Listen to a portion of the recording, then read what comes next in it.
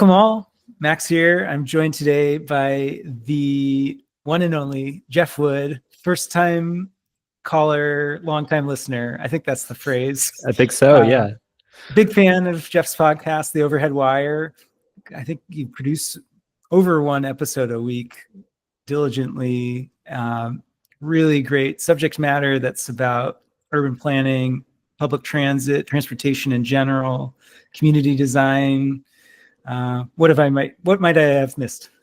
I can't tell you because we've done so many episodes that we've covered the gamut. We've been all over the place and back again. So we do all kinds of stuff. And if you think it might not be worthy of an episode, it may just be. Well, I appreciate you agreeing to join How to Meet Your Neighbor. I think, of course, thank you for having me.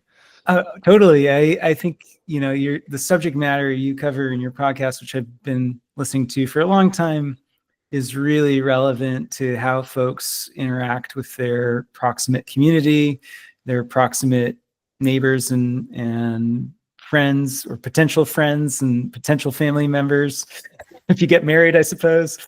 But I know one other aspect of what makes you a great guest is we are not technically neighbors as measured by miles, but you're in nearby San Francisco and I'm in nearby San Mateo, which is maybe about, 10 miles apart. It's a good long run. 20 miles. Okay, that's even a better long run. Short Caltrain ride apart, but there you go. I did want to just ask you about some of the reasons you're situated where you are in San Francisco, what led you to live there, what keeps you there, and then maybe we can talk about what can make it better. Sure. That's such an interesting question. I love that. So we'll go back a little bit further even. So my family came to the Bay Area very early. Actually, one of my family members from a really long time ago actually ended up in Santa Cruz before the gold rush, working on a farm. And so I've had family members here since the 1830s or something like that, 1840s. And so what's interesting though about it is that, my family comes from all over, melting pot, obviously. I have family members that came here on wagon trains. One of the folks actually led wagon trains, and they were on the same path as the Donner Party, and then they split off before they got stuck in the snow up in Tahoe. And so we have that kind of history going as well. And then I also have Italian family members that came to the West Coast because it was just like Liguria where they came from. And then I have folks who one of my great grandfathers was a cable car conductor. I had folks that sold cigars at a cigar shop right where the Old Navy is in downtown. And so rich history here. My grandma and my grandpa actually met at Cal in the 30s, and my grandmother went to UCLA for a year. She lived in Los Angeles and came up in a steamship and came through the Golden Gates to go to Cal before the Golden Gate Bridge was even there. And so on my dad's side, my family is there. On my mom's side, my mom's Italian Irish, and she grew up in the Outer Mission. And so, they met at a resort in Northern California in the summer when they were working there and when they were really young, and they got married. And funny enough, my mom and dad actually ended up moving to Texas. And so my dad got a job with Shell Oil after getting his MBA at Berkeley, and he was transferred all over the place. They went to New Orleans, they went to Texas and Houston. When I was 3, we moved to Bakersfield. We moved back to Texas when I was 9. And so most of my life in the beginning was actually in Houston, Texas, outside of Houston, Texas. We got annexed actually at some point, the neighborhood that I lived in. And so I was born in Texas, but we always came back to the Bay Area. We always came back to San Francisco. We always came back to visit my grandmother in the East Bay, and my nonni in San Francisco. And so I was always back here. I was riding BART during Christmas and Thanksgivings when we come to visit. When we lived in Bakersfield, we'd drive up for Christmas and Thanksgiving and all that stuff. So we were here a lot. And so after I graduated from the University of Texas, I was looking for jobs, and I met folks who were working in the East Bay for Reconnecting America and the Center for Transit Development. And they invited me to come out for an interview. And, Shelly Patricia, who hired me eventually, was like, "Are you sure you can handle moving across the country?" And I was like, "Yeah, I'm going to live with my grandmother. It's going to be okay in Lafayette." So when I moved here, I lived with my grandmother in Lafayette for about 6 months. And it was funny because she was fiercely independent. She lived till she was 109. And she was asking my parents. I told her at 6 months, my best friend from high school, who is at Berkeley, and I are going to move to San Francisco together. We're going to move to San Francisco together. And I'm going to, move out of the house. And she was like, asking my parents, when's Jeff leaving? This is like when she was in her 90s. And she was like, when's Jeff leaving? She's very independent. She wanted me to be there, but she also didn't want me to live with her. And so it was really funny when we left. I got really sad because I was like, I'm not going to live with my grandmother anymore. But I ended up going over there every Wednesday until the pandemic, at least. From 2005 when I moved there till the pandemic, I was there every Wednesday night having dinner with my grandmother. But my friend and I, we moved to San Francisco, and he was at Berkeley. I was working in Oakland. And so we were like, well, what's the best way to get across the bay? And of course, BART, to get to Berkeley and Oakland, the easiest way, obviously. And so we were like, well, let's find somewhere on BART line. He wanted to live on the east side of the Mission Street. I wanted to live on the west side of Mission Street. And I think I won. We found the street where I moved now, and we just saw a for rent sign. And we, put our applications in 2006, and we got the place eventually. In part because my best friend worked in the same industry as our landlord, which is really crazy, a way to get a house. But so we lived there from, I lived there from 2006 to 2021, and I literally moved next door when the house came available for purchase. That a neighbor that I had known for that many years that I was there decided that she was going to move out and retire and go to an assisted home because she didn't want to take care of the house anymore. So I'm the luckiest person alive. I got to live in an amazing neighborhood with my best friend for a little while, and then a subsequent set of really great roommates. And that's where I am now. The general area is Noe Valley, but it's a wonderful neighborhood, and I love it because I can go to the bagel shop and they know what I want to order. I can go to the sushi restaurant and the chef knows who I am.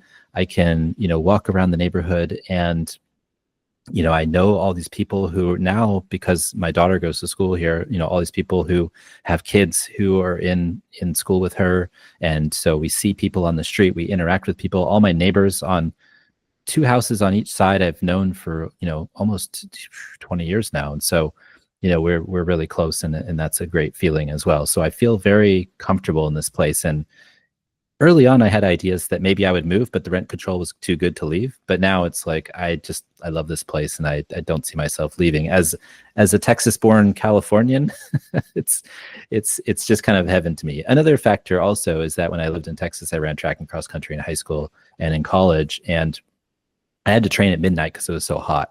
And it was just like burning up all the time. When I got home, even at 9 o'clock or midnight, I had to hose off because I was just like so ridiculously sweaty from running, training 10 miles, 15 miles, 20 miles, or whatever it was.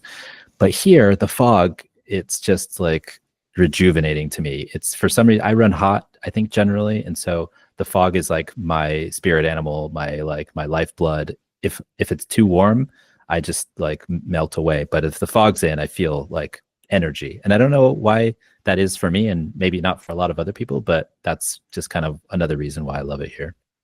So are you still running? Are you a big weekly mileage runner still, or no? Oh no, I haven't run since 2005. Seriously.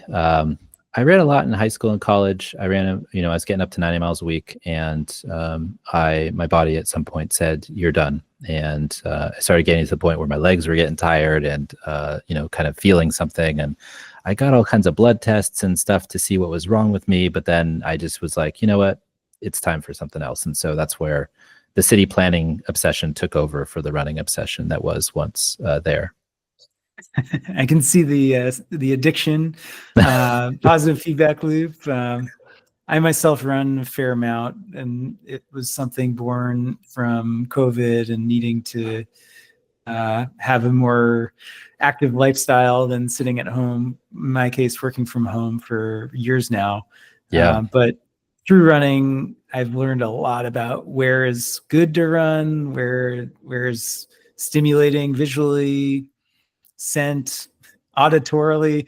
I mean, I think one of the things I learned most from running it just in my neighborhood is avoiding loud areas, and loud areas equates to faster traffic thoroughfares. So even though it sounds super boring, one of my favorite places to go run when it's available is the local public high school track, because no cross traffic to speak of, quiet, scenic, and I wouldn't have known about that track if I hadn't been running and if COVID hadn't happened. Just make sure you go both directions and not just one. Your hips are you're gonna hate you for that. For sure. One of the things I will say one thing about running, and I still love the idea of running and feeling the running. And if I was fit and could run 20 miles, I would be all about it. But the thing is that middle point between getting fit and being fit. And that's the hard part, I think. And so getting out the door, the hardest thing about running, as you know, is getting out the door, right? Just to get to your front step with your shoes on, that's harder than doing the 20 miles or whatever it is that you have to do. And so if I was fit and I could go 20 miles at any time, that would be amazing. I'd probably do it more often. But now that 1 or 2 mile run, that's just not, the juice isn't worth the squeeze, if that makes sense. Oh yeah. There's a huge degree of seasonality too. Like, the daylight savings time hit, and if you get off work at 5 p.m. and at peak winter, you have to run before work, and that's when it's also really cold and your home might be heated. So yeah, totally get the activation energy being the risk. But I was gonna plug something real quick, which is a neighborhood activity local to me that I'm organizing, which is actually a walk from San Mateo to San Francisco, which now that I think about it, I should have known. San Mateo to San Francisco, 20 miles, because a group of us are going to do it in a couple of weeks on a Saturday, starting out at 7 a.m. That's awesome. And it is. I've actually done this route once before, and it's super educational. It's a route that you can drive in about 20 minutes. It's a route, I think Caltrain is similar. Biking is probably an hour and a half, depending on how fast you are. But walking it is about 8 hours. I want to say 7 hours, maybe. Just stop for lunch. Yeah, that's a haul, but very awesome. One of my favorite things to do in San Francisco is walking, one thing, but what I used to do with friends for probably about 16 years or so, again, before the pandemic messed up a bunch of stuff. But we used to do this thing called the Chinese New Year treasure hunt. And what it is on the same weekend that the Chinese New Year parade is, this guy named Jason Wechter throws this like basically scavenger hunt. And you meet at this gym in North Beach. And all these people are there. You pick a team name, and he gives you these clues, and you go all over Chinatown and downtown during the parade and find these clues in the street. And what the cool thing is that he gives you these little details, and you find these like manhole covers with like old words on them, or you find like some small plaque in a window of some random business you would have never looked at. And so there's all these little tiny details that you see at the speed of walking that you would have never seen if you're just passing in a car, if you're trying to get somewhere else.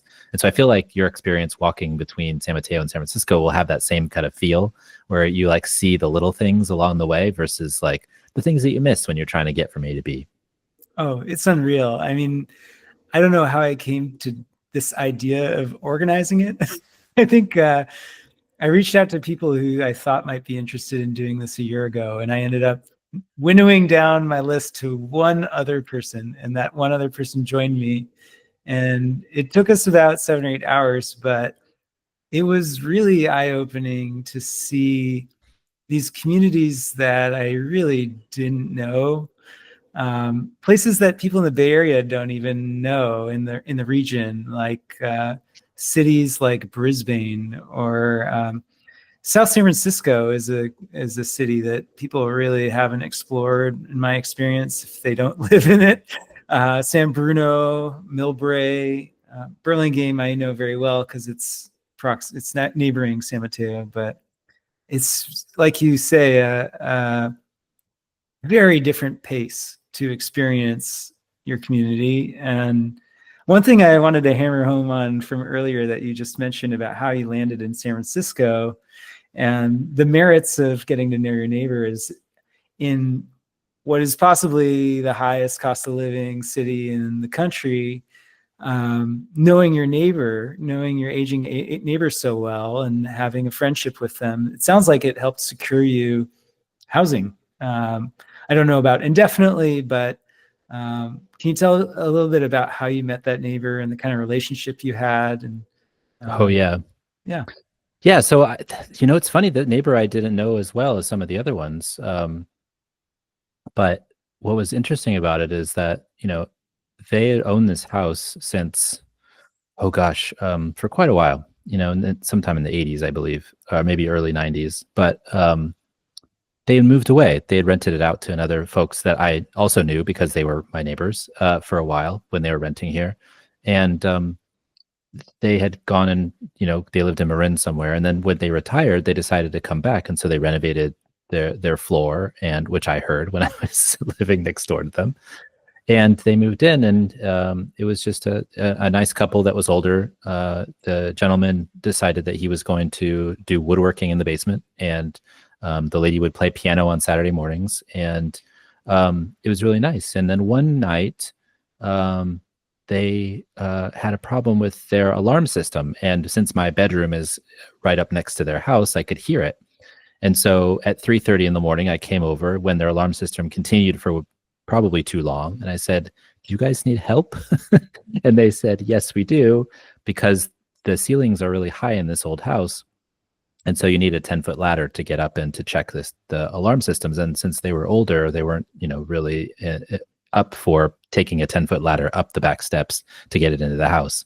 So I did that. I checked every single one. It turns out that the last one that I checked was the one that needed to be turned off because it was all tied together in a system. But then we made a common bond with that. And so, after we turned off all of the alarms, they got them replaced eventually. And, we didn't really interact as much, before that or after that, but that was just kind of one of the things where we connected. And I think that was probably one of the reasons why she was really willing to sell my wife and I the house, is because of the neighborliness that I showed, and she showed me after that. I mean, she brought over brownies and was really kind to us next door as well. So, it was good to meet her. But the other neighbors, like, I had met some of them based on just being outside at Halloween, right? Just like hanging out, handing out candy to kids, just chatting with everybody and kind of getting to know them over years. And usually what happens when you're meeting your neighbors isn't necessarily like going to try to meet your neighbors. It's more like something on the street happens. There's a police car that comes, or there's like an ambulance that comes, and everybody goes outside and sees what happens, or the transformer explodes and everybody goes outside, and then you get to start to talk to people and you start to interact with them. And it's like usually those events are the things that bring everybody together. So I've been here long enough, and there's been enough of those events on the street where I've been outside enough to where I've started to, know the names of my neighbors and meet them and be friends with them. And it's really fulfilling. And it's interesting to see like who's friends and who's not necessarily friends. I mean, there's people like, probably I know everybody within 2 or 4 houses on each side of me. And then across the street, I don't really know many people, right? But it's not even that wide a street. It's an old streetcar street. It's probably, it's very narrow, so you can barely fit 2 cars through with parking on both sides.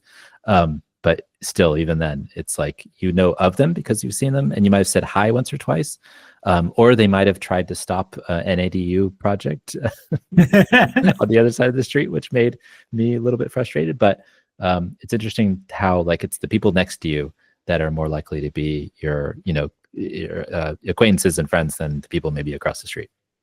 Totally. I know this is a can of worms, but San Francisco is noteworthy, I would say, in the area, if not the state, if not the country, for high cost of housing and some of the negative effects of that, like the homelessness crisis that's been existing for decades, but perhaps exacerbated or made more visible during COVID.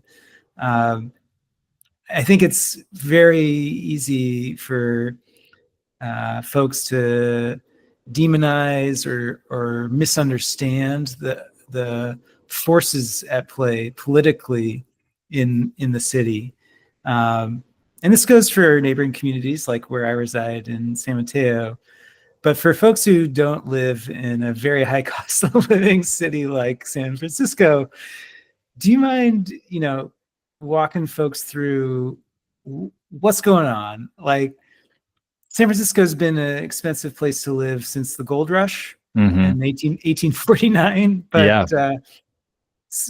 to catch somebody up to contemporary San Francisco and what the different parties are to the issues around housing, because I kind of fixate on this topic. I think it would be great for us, you and me, to talk about this topic, because housing and the availability of it defines who your neighbors are.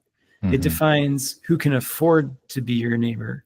It affects whether your neighbor has shelter or not. And so I know that that's been a huge political fight in San Francisco for decades and decades. So for audience who don't know San Francisco. Sure. Well, first I want to start off by talking about my neighbors and specifically, and there's people that are renters and there's people that are homeowners that are living around me, right? And so there's I was a renter for many, many years, and I had rent control. It was very, very, nice that I knew that I wasn't going to be kicked out. And my landlord was very nice, and he's still nice because he's my neighbor now still. But it's interesting that a lot of the folks who are here in the neighborhood who are renters have been here for quite a while. I imagine the neighbors that own the house next door upstairs, they actually recently moved out because they wanted a bigger place. So they moved to Marin, and they're the ones that own the place. The people downstairs, I believe, are renting the place. But so we'll probably get new neighbors coming soon. I'm not exactly sure when, but at some point. But everybody else has been here for quite a while. I believe, some of my neighbors have been here since 1992. Some of them has owned the house next door since 1985. And so you have to think about it from a 10-year standpoint as well, in terms of when people came to San Francisco and how much they're paying based on that. So the cost of living is high, but it's because housing is scarce. And housing is scarce in part because of a lot of the folks come and they stay and they are here for a very long time. And the people who are here already are in a pretty good position, to be honest. So when I moved into my apartment in 2006, it seemed like a very expensive apartment to me, coming from Austin, where I paid $500 for a studio, to coming to an apartment, 2-bedroom apartment that was like, $2,500. But at the same time, like, that's actually, in the grand scheme of things, cheap when you think about rent control, and over time, how that number slowly creeps up. And so it's interesting to think about when people got here and how much they maybe paid for their house at the time, and then how much it's worth now, in terms of like what they could sell it for, but also in terms of property taxes, how the Prop 13 works here in California and those types of things. So Prop 13, for example, limits how much once you purchase a house, it limits how much your property, for those that aren't familiar with that. So, if you buy in at $450,000, for example, then your increments go up very slowly over time. And so you're able to more than likely stay in your house and not leave, which is beneficial, but also troublesome because of the amount of benefit that you get over the people who are purchasing new. And so the tax gaps are pretty stark. So I wanted to start with that, with like, there's people that are in here that have been here for quite a while. There are some newer folks as well, although I found that the newer folks tend to be a little bit more transient in terms of like, they come in and they come out from the apartment complex across the street. And there's nothing wrong with that. It's just kind of like what I've seen from, people coming in and out that I've recognized over time. From a housing perspective in San Francisco overall, it's just, I think one of the problems that we have is that we haven't built any housing. Like, we've built housing, but we haven't built it at the numbers that it used to be built at. And so part of the problem is we're just so low on units that the price of housing has gone up so far. And now there's different factions of folks who believe different ways of solving this problem. There's the folks that believe we should only build social housing, we should only build affordable housing. There's folks that just don't want any housing at all. And then there's also folks like the YIMBY movement who wants us to build, and we'll get out of this problem. I think it's probably a mix of everything, not the don't build anything because that's silly, but it's probably a mix of the two sides. But these are the kind of the folks that are fighting with each other over what to do. And it's actually, sometimes it feels like it causes a stalemate because you get a board of supervisors who, is half of one faction and half of another faction.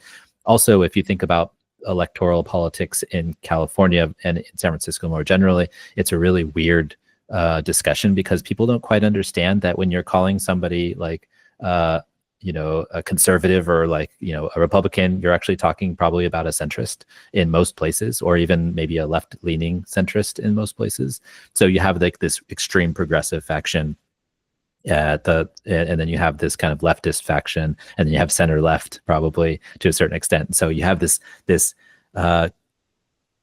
range of leftism in the city, and it's very rare that you get like a more conservative folks. And so that's kind of the politics that happens, but they're all fighting against each other to a certain extent because the policies can go one way or another. It's getting a little bit more conservative because of the homelessness and how people feel about enforcement, about crime and break-ins and those types of things.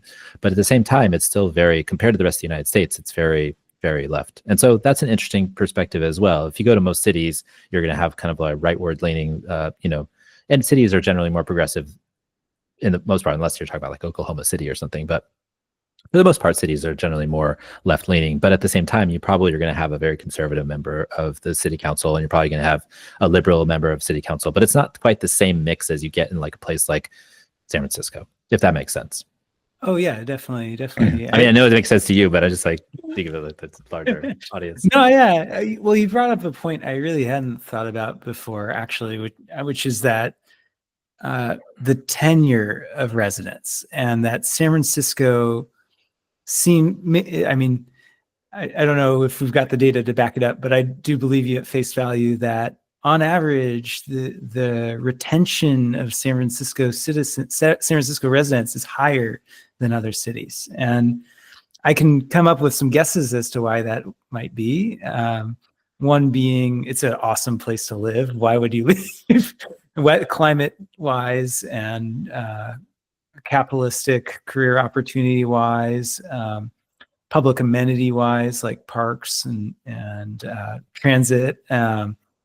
But I think another reason, maybe more cynically, is inflation and the two possible paths to insulating yourself from shelter inflation costs. One being to buy your residence. Prop 13. The second, and plus Prop 13. No, well, I'm just saying that's one way to insulate yourself. You either have Prop 13 yeah. or you have rent control. I think those are the two main ways of doing it in San Francisco. Is like you can either buy a place and then you have perpetual similar property taxes forever, or you could rent a place and mortgage, and then you could rent a place and you have a perpetual rent control, which basically is a really slow burn in terms of how much. And I didn't mean to interrupt you, but I was just like, those are the two things that popped in my head in terms of what you're talking about, and it's like insulation from the outside world.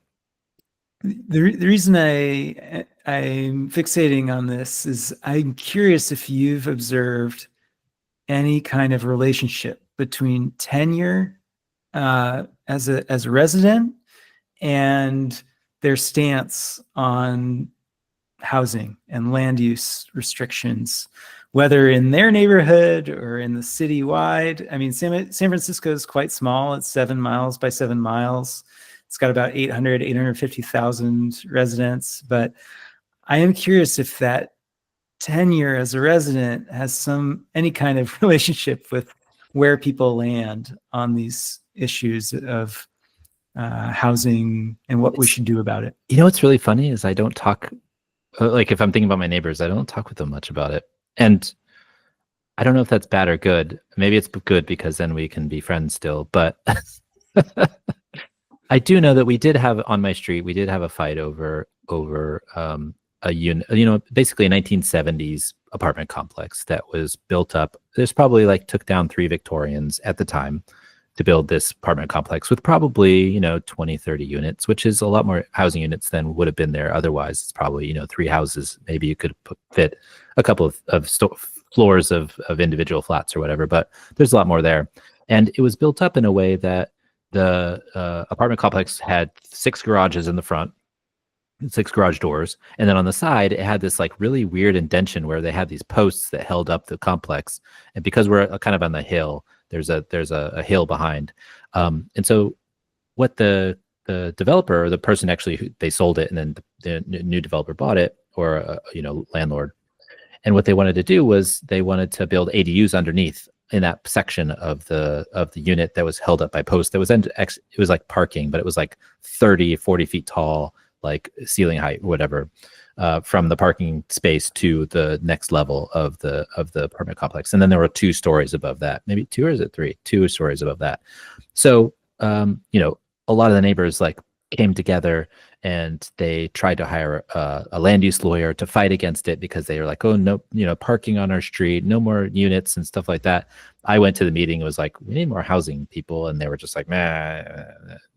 So they weren't a big fan of my comments, I don't think. But this is something that happened on the street, where a lot of the neighbors, they were up for basically fighting against the ability to build these new units.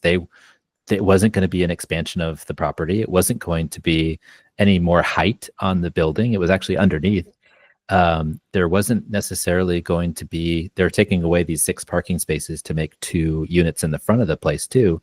And so, the claim that they had was like parking. And so a lot of the folks that fought against it, one of them was a new set of folks who had just renovated a house and moved in. And it was likely they were very like tech oriented, like employment type people. And the other was a set of I'll just say just like a set of lesbians who had been here in San Francisco for a very long time. And so one had been here for a short time, one had been here for a long time. They were worried about the parking and new neighbors, and to a certain extent the noise from construction. But it's interesting to think about it from that perspective of the new people, the old people, the people across the street. They were all worried about this new building being constructed. Now, there's also like a lot of the houses on the street have been renovated. Some of them have been lifted up an extra story, or basically took 3 years to gut and rebuild the whole thing. They kicked out the renters that were there, and some super billionaire moved in, which is unfortunate. But that's kind of some of the development that came by that wasn't necessarily contested versus the apartment complex across the street, right? So it's interesting to think about from that perspective too, like who is allowed to come into the neighborhood and who are you going to complain about coming into the neighborhood. Now, to be fair, the apartment complex across the way, they've held some really wild parties, which as I get older, I'm like a little bit grumpier about, but I'm also feel like I'm glad you're my neighbors because we have more places for people to live. Fair enough. Fair enough. Yeah, I think this dovetails well with mobility, and I think we could steer the conversation there, which is, to my ears, it sounds like these 2 sets of couples who were protesting the accessory dwelling units being built under the apartment building. I think it makes sense that it's not tenure that influences how someone lands on land use. It's whether the change in land use affects them directly. And in this case, it sounds like storing their cars on the street and the mobility that provides them, they felt like was under threat by this increased demand. But that's the thing is, like, I don't think so. They have garages. They have garages. They could park their cars in there. But it's just the easy way to fight against something. We had Yoni Applebaum on the Talking Headways podcast this last week, and I'll release the episode Thursday. But one of the things that's interesting is like early opposition to, basically here in the Bay Area and in California, the Chinese, and then in other places, immigrants or people of color or other folks, was just like, general like racism and otherism, right? And one of the ways that they figured out that they could actually exclude them wasn't through saying you can't live here because you're Chinese or Black or Hispanic or whatever it is that they wanted to say. It was actually they were trying to figure out little tiny tweaks to the zoning code that they could actually use as a way to tweak it. And the thing that came about was like fire safety. we can make it so that you're fire safe. You're this. It's not safe to build this here. We can't have this here. It's not fire safe. But single family and 2-family homes, we don't have to worry about the regulations for that. But that apartment complex, that's not fire safe. And so, if you think about it from that perspective, it's like a very interesting way for people to discriminate based on picking some little thing out and figuring out a way how to needle that into the system. And I think it's gone from like fire safety to parking and neighborhood character, or whatever people want to use these days as a way to keep people out of their neighborhoods. But I think I don't see, I've never seen any evidence that my neighbors across the street are racist or trying to make sure that people of color are staying out of the neighborhood. But at the same time, it's a way to ensure that people in the neighborhood to keep new people from coming into the neighborhood because they're different, or because of general change. People don't like change. People don't want to change their neighborhoods into this density that we have on my street. And yet, if you move into this density, you expect it to stay this density. Even if it is already dense, you expect it to stay the density that you chose over time. And that's, I think, something that frustrates land use planners and housing advocates the world around. So we talked about how you landed in San Francisco. You provided some of the merits that keep you there. How can it be made better? Oh, how can San Francisco be better? Yeah, or your neighborhood. From my current perspective, it's like allowing more families to live here, allowing more people to enjoy this beautiful place, allowing more people to stay when they have kids.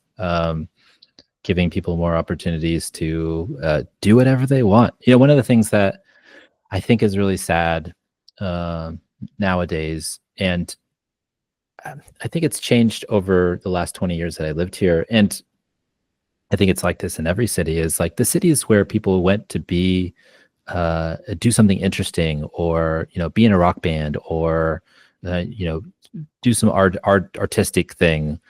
Those are the folks that get priced out, and they just have to go and to find somewhere else less expensive to move. And so we've kind of cut off some of our culture by allowing this place to get preserved in amber.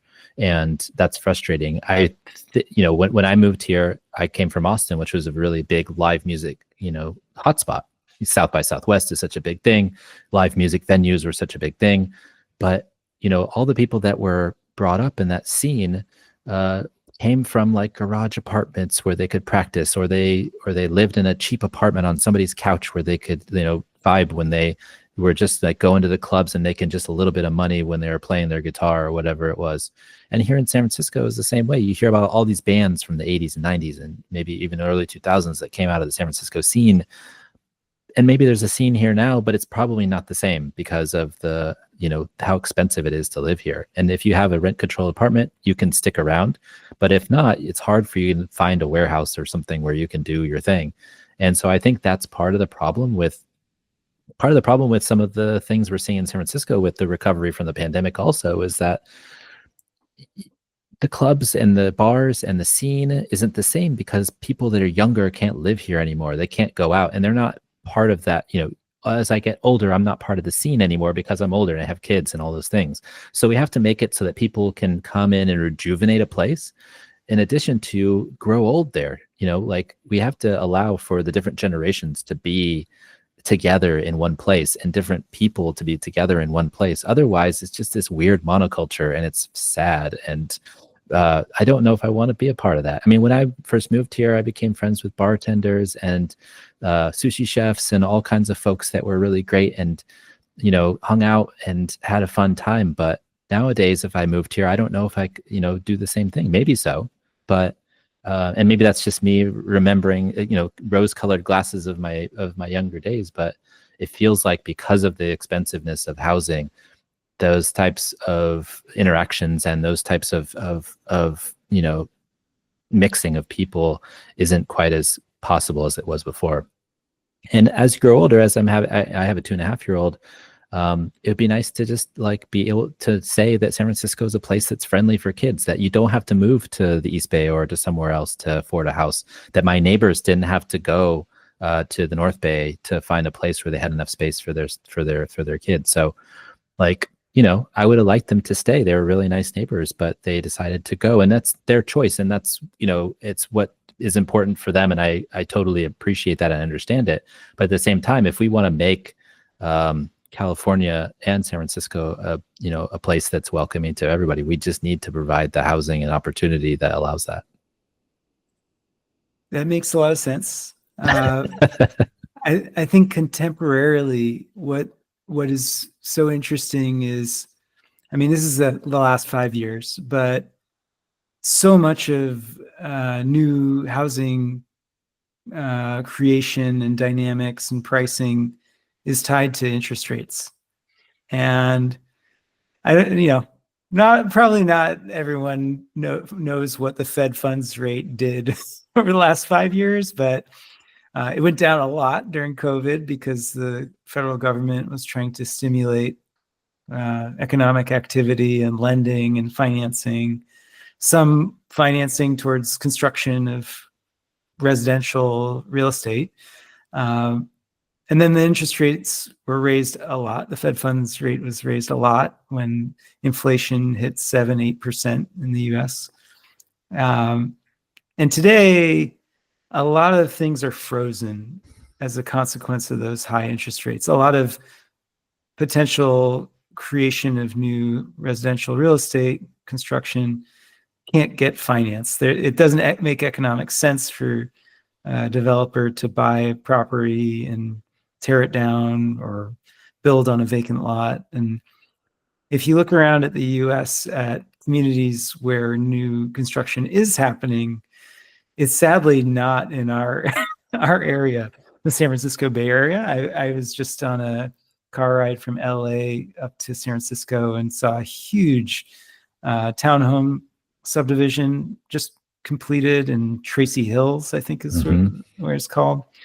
Don't believe that's connected to any public transit whatsoever. I think it's just on I-5 highway. And then maybe on some productive farmland as well. Some of it's not, but some of it is.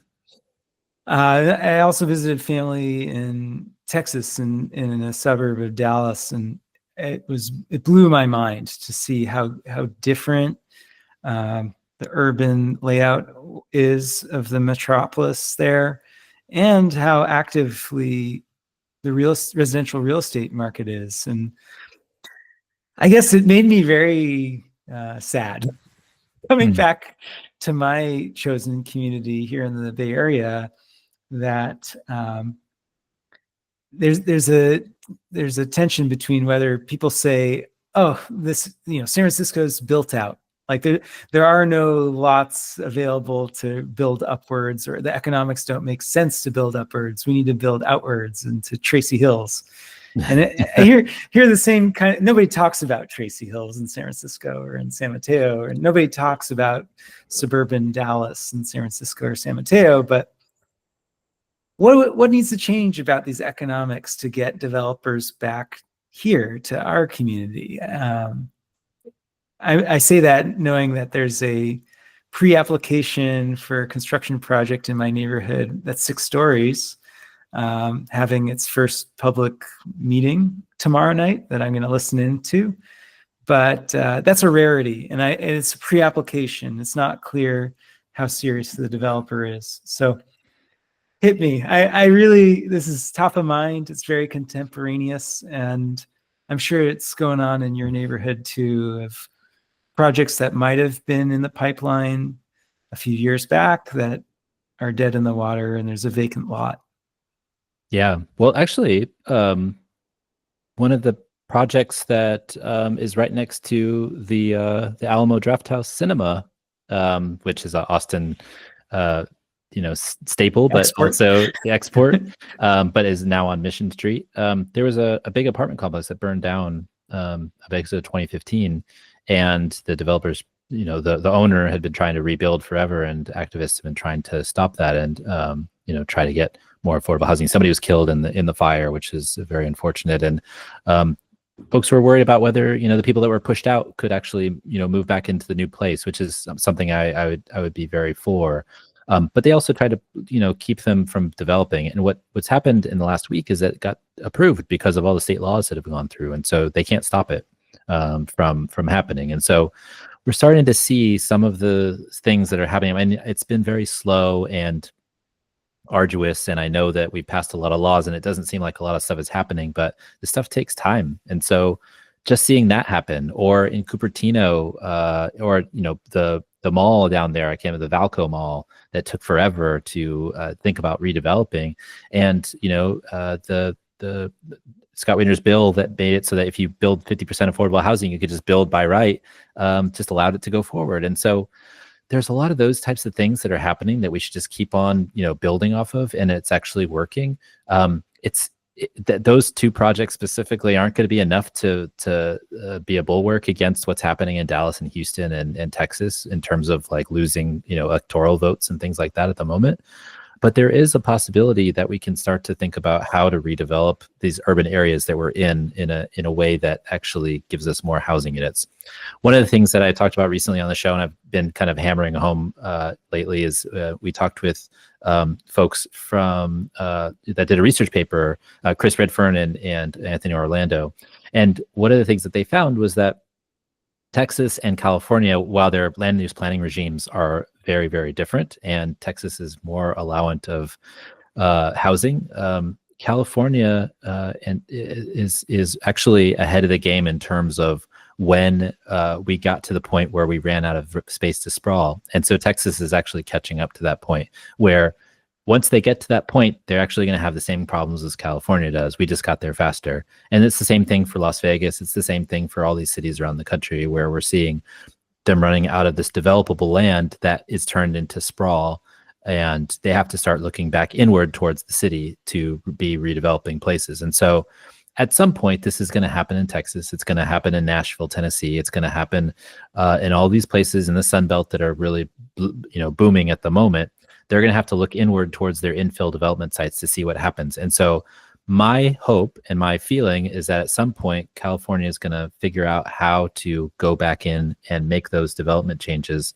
And we're going to be the ones that are doing it faster. And then they're going to hit their wall, and then they're going to slow down, and we'll be booming again. And so that's kind of the way that I'm looking at it from a positive light, is that we're just ahead of everybody else, and we're ahead in the bad ways, but we can also be ahead in the good way, right? So from that perspective, if we think about all the housing units that have to be built over time, we're going to have a lot of housing that needs to be built, and we can't just build it in the Central Valley in the sprawling land. We have to build it along transit corridors. We have to build it in a more sustainable fashion.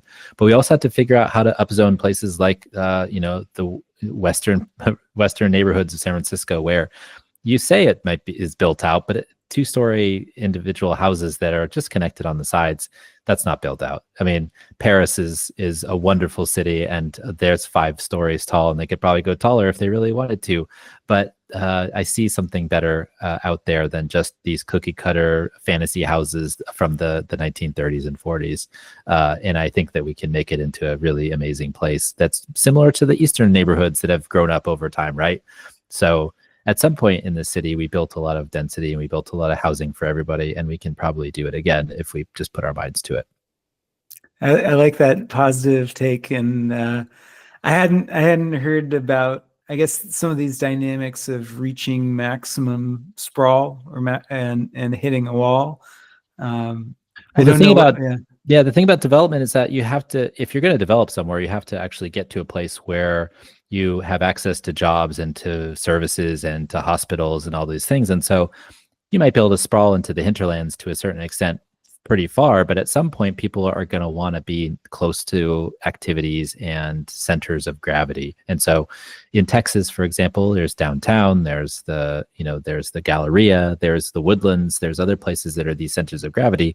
But as you go out further and further from the centers of gravity, you're going to get more and more exurban sprawl. And that's something that people don't want as much, because they do want to be close to things. They want their suburban house, but they also don't want to have to drive 2 hours to get to any activity that they need to do, which in Houston is a given for most people. If you want to go to a soccer tournament, you're going to end up driving 2 hours in any different direction. And so I think that gets frustrating after a while.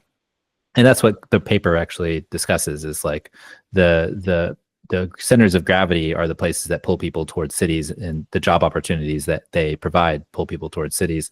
And once that runs out, you're kind of out of luck and have to start thinking about inward development, which Houston has actually done a good job of inside the 610 loop. I mean, they've reduced their lot sizes. They have way more townhouses than anybody else in the country has ever thought of, and they've been densifying pretty rapidly. And so it's actually a good example of something that's happening. But outside of that, it's all sprawl and exurban development. I think it's frustrating, but it's also the engine of their opportunity at the moment, but it might actually run dry soon when they run out of space. Yeah, no, I think looking back at the history of San Francisco, the Bay Area region, it's interesting to see as far as how young American cities are, North American cities are, that San Francisco blew up from a few waves of growth.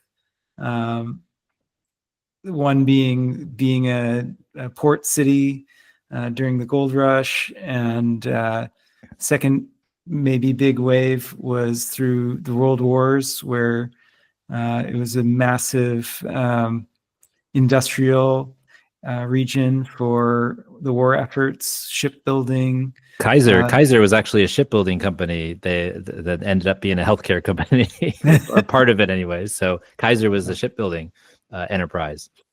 Yeah, and the most recent wave since the semiconductor Silicon Valley wave of technology firms all throughout the region, that's what has kept me here in the area. And I know a lot of folks who that keeps them here. It's really, I think one of the things that interests me about meeting my neighbors is in the community that I moved to most recently. I think there's a wild stereotype of how homogenous the San Francisco Bay Area is, but I'm pretty sure my household was one of only 2 or 3 on the block who work in technology of any kind. There's an electrician, there's a contractor, there's a couple who started a restaurant in San Francisco. There's renters, one who's doing their residency and one who was unemployed.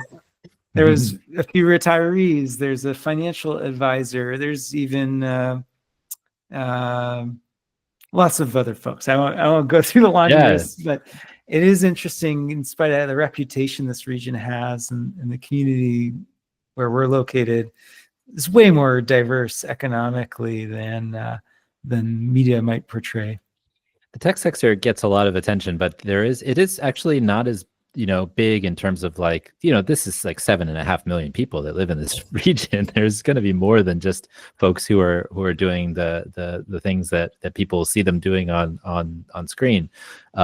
But it's amazing how much secondary and tertiary jobs come from some of those primary jobs that bring in the money. But there's all these other services and stuff that are needed to keep a society running. And so I think that's a really interesting observation, and I really appreciate that, because that's one of the things about San Francisco that I love too. Is like when I go places, people are like, "Well, what do you do?" And I'm like, "Oh, I'm a city planner," and they're like, "Oh, do you work for the city?" No, I do stuff all over I think about stuff all over the world in the United States, and they're just surprised that people that live in San Francisco would sometimes wouldn't be in technology. And I'm like, well, no, because there's going to be your bartenders, and there's going to be the folks that own restaurants, and like you said, like everybody else, the doctors and the lawyers and the bankers and if you're thinking about just rich people, but then there's also the people that are building houses. They're the people who are doing their carpentry. They're the people who are the folks who did the bookcases behind my back here.